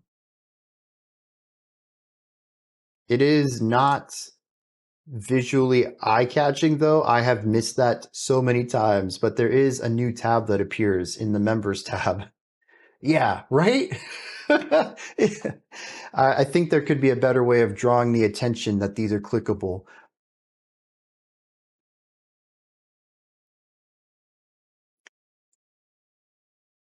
Yep, it looks great. It's just not super intuitive. 100%. But yeah, that was, again, intriguing. Not something I'd listen to. But I'm kind of glad I heard, if nothing else, for those vocals. That was just mind-boggling. All right. Last one for today. I know it's going to say there's another one. That's going to be for next week. Like I said, I didn't update this part for some reason. I updated everything else. So we're going to end today with Wucan. Wucan? No, Wucan. I don't know. Ebb and Flow. This one comes out. No!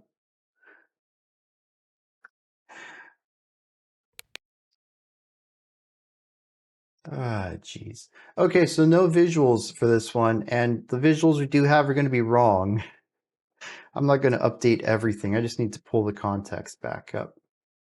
Past me would have been jaw drop seeing me in a serious discussion about abrasive black metal and such. Dude, me too.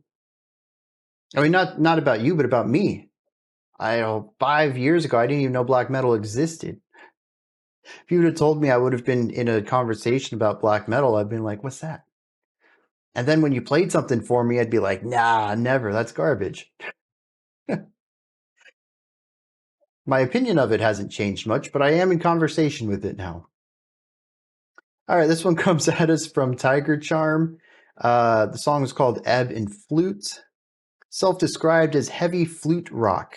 They'll add that they sometimes have a proggy element too. Vocalist Frances has a fantastic voice, and she's the flautist as well. A couple songs per album are sung in their native German. This is from their second album, and they are soon to release their fourth.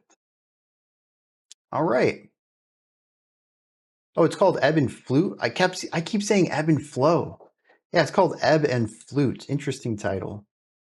All right, let's dive into this. Wrap up today with some somewhat proggy flute rock you knew existed on another planet. All right, let's kick it.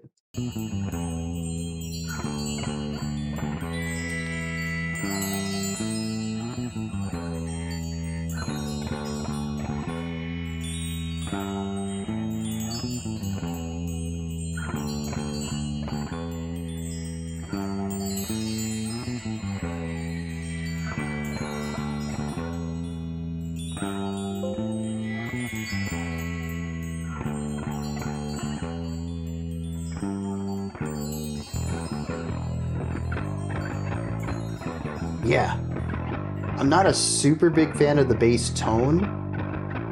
A little too phasery for me, but it is a nice thick tone. Ooh. Yeah.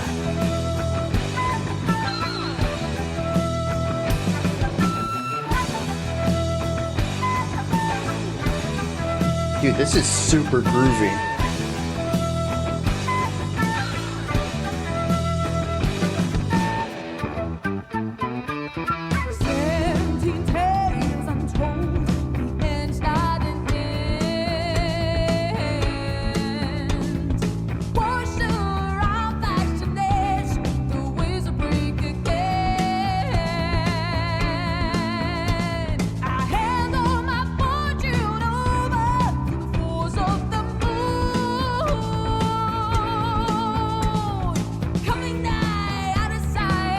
Nice little bit of grit on that vocal. The slide in. Oh.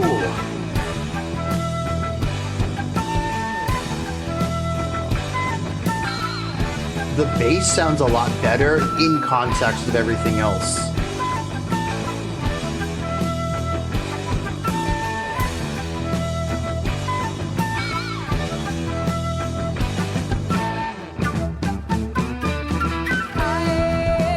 Dude, did y'all hear that tongue trill on the flute? That was sick.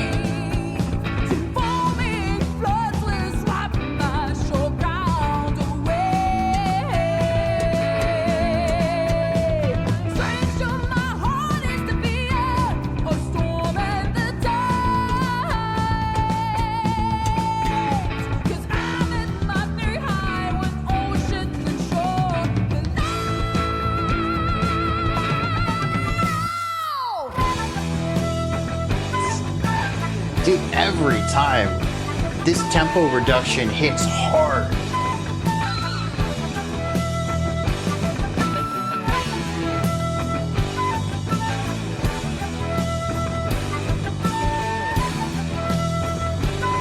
I finally got your joke there, Shading. It's the rhythmic element in there.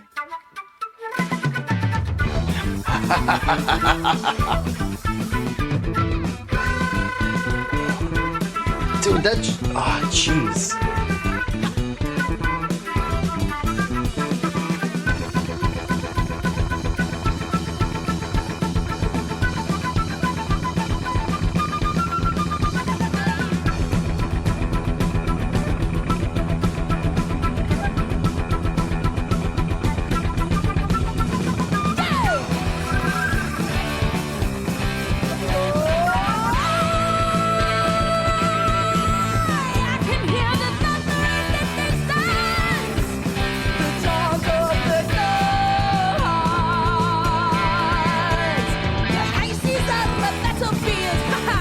Putting the tongue trills in the vocal line too, she really likes them.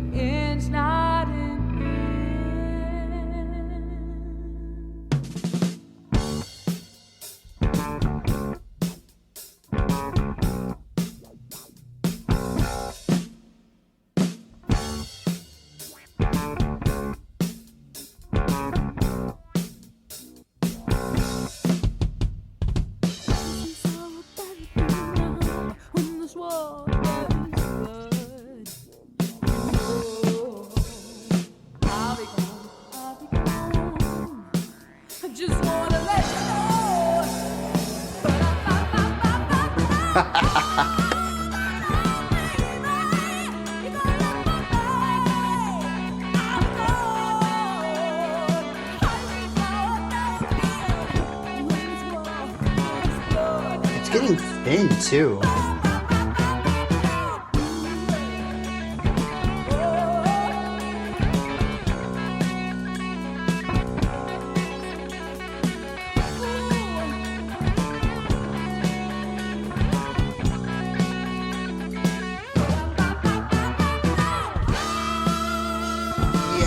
I think I'm with Mark though. It's kind of losing me.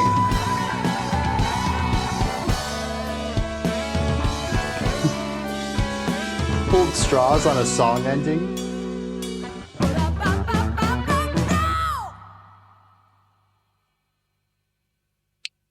mean, that final note landed. I think that's a great way to end it. Just, it's a little unusual of a,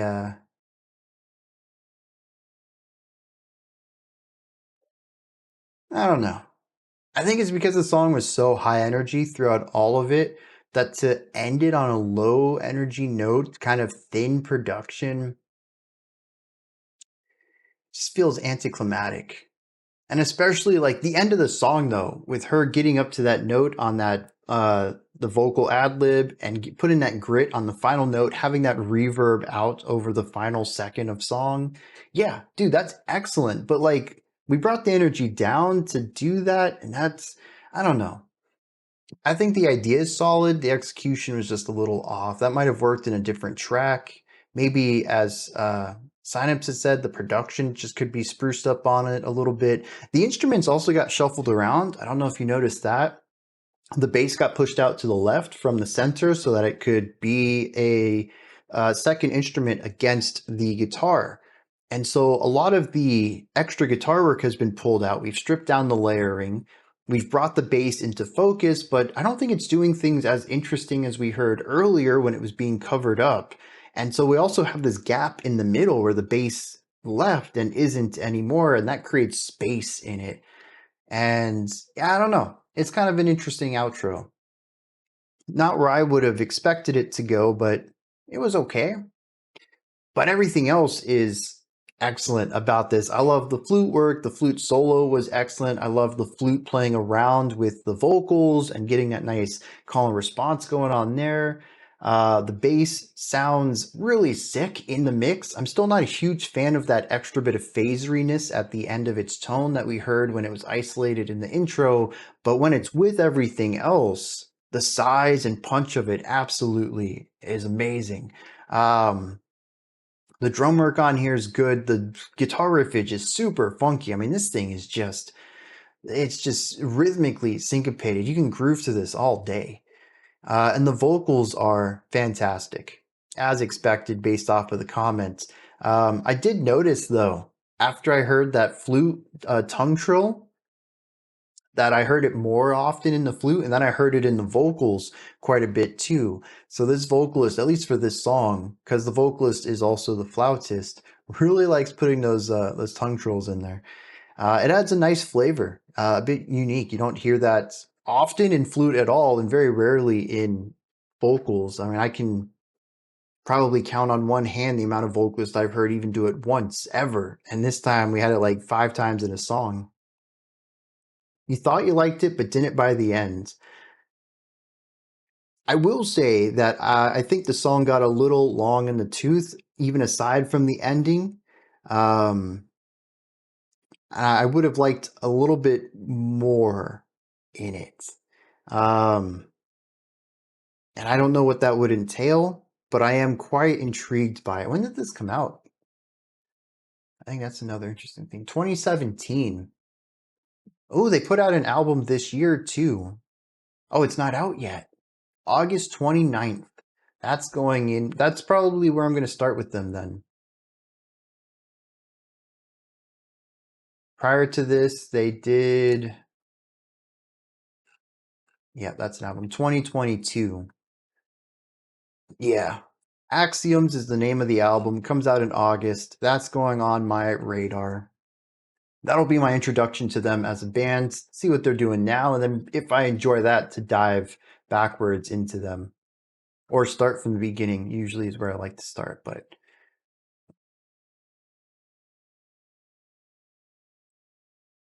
But I do kind of agree. I think I really enjoyed the beginning.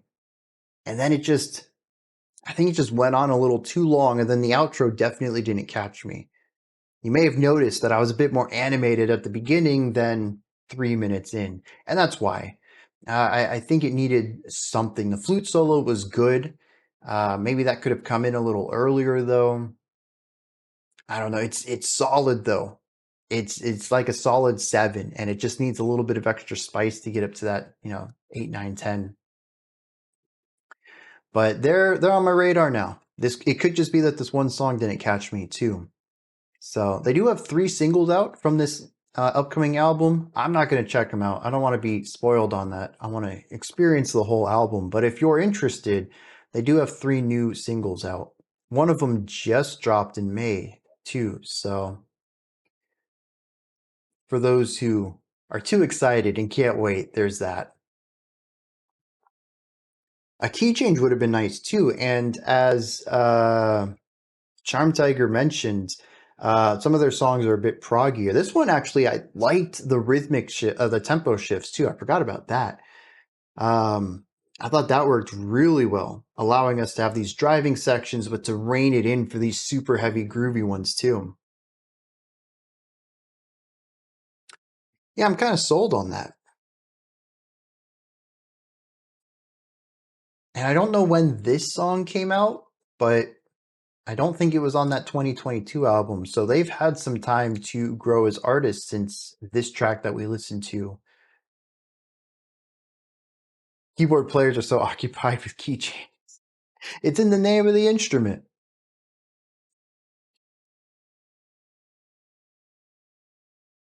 Yeah, this album was from 2017.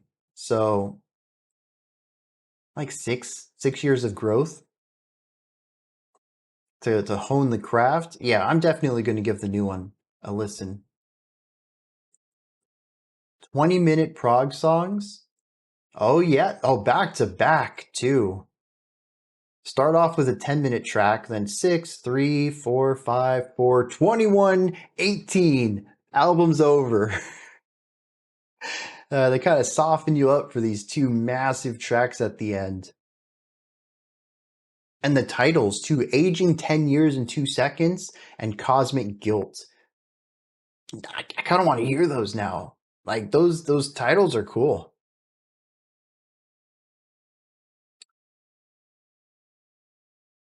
Yeah, this was a good find.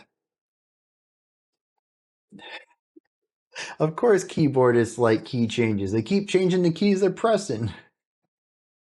That's good. All right, we're gonna wrap this one up. I had a good time today. We had a lot of excellent stuff come through, and rather chill, relaxing way to start off July.